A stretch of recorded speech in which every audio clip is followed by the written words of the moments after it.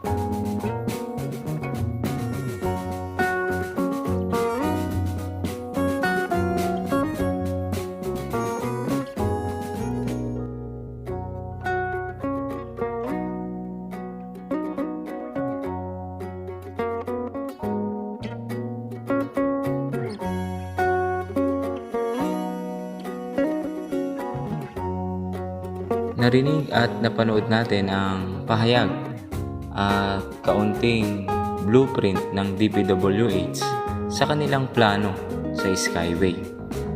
At unti-unti na po itong natutupad sa tulong at programa po ng ating Pangulong Duterte na Build, Build, Build program.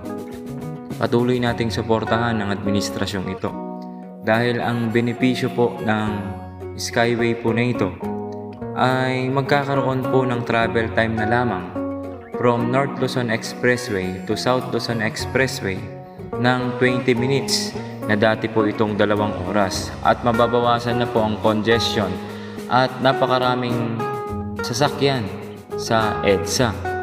At sa tulong po nito ay tataas ang ating ekonomiya dahil bibilis po ang takbo ng trapiko.